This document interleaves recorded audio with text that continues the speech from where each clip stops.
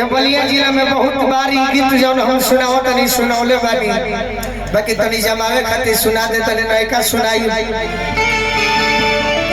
बाबूजी बैग किन के देले है फ्लिपकार्ट से मंगा के सही में के बैग में तरह के 1000 गीत दे तनी गई है सही बाकी लोग ना माने कल है ददरी मेला में जहाँ गोपाल राय जी के आवे के चाहिए यूट्यूब वाला बड़ा लोग दो चार अपनी चढ़ा दिया और संजय भैया हो का अरे दादा बिट्टू भैया भोकल खोल उठा दे कल है ददरी मेला में हां जी जहाँ गोपाल राय जी के आवे के चाहिए हां जहाँ हमारे सोनी पांडे के आवे के चाहिए हां मदन राय जी के आवे के चाहिए हमरो गिनती हो जाएगी तो का करो प्रशासनों के लोग भी तो समान बान छोड़ी रहे दी बाकी जायदी ढेर का हालत दिखा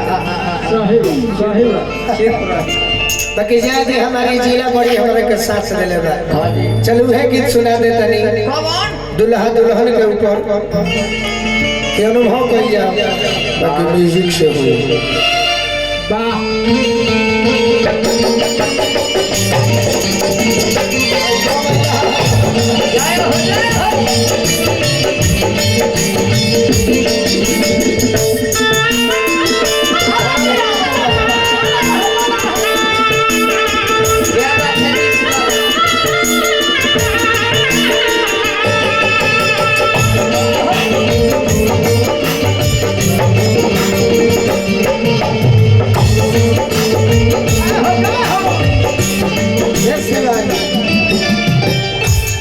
अगर सुन ले हो तो ताली बजा दे बात नहीं आती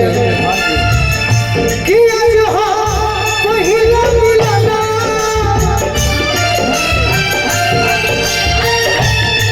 आज हो पहिला मिलना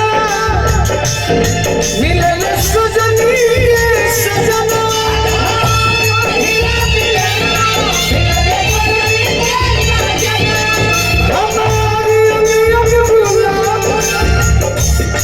नियम खिलाल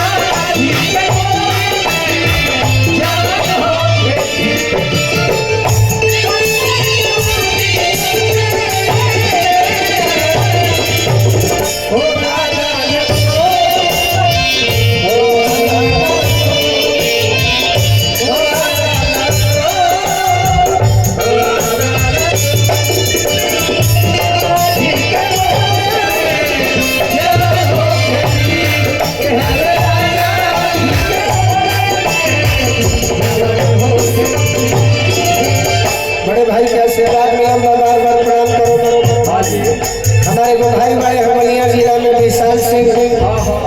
गोरखपुर में दरोगा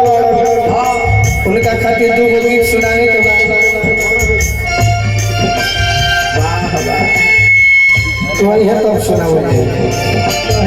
लड़की को हक है कि प्रभु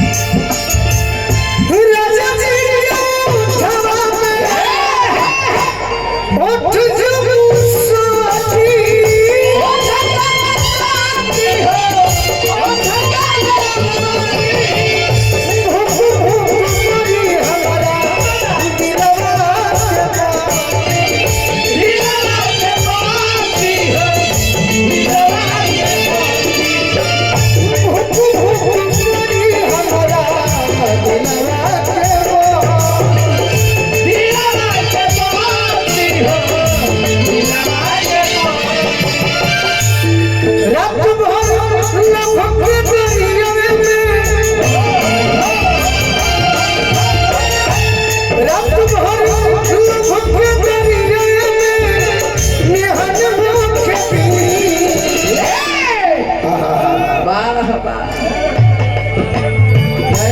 आजमगढ़ से भाई हमारा मेरी बहुत बहुत स्वागत करो कि आज राजा जी के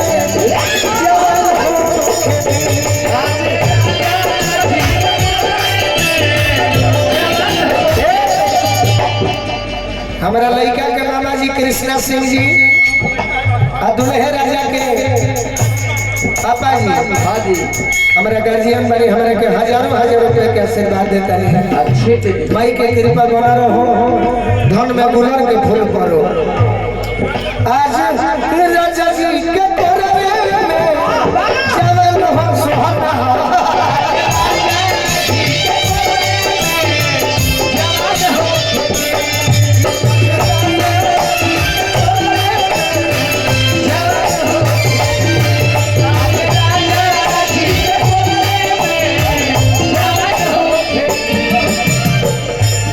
भीम भैया लड़का के जन्मदिन के सोहर रखे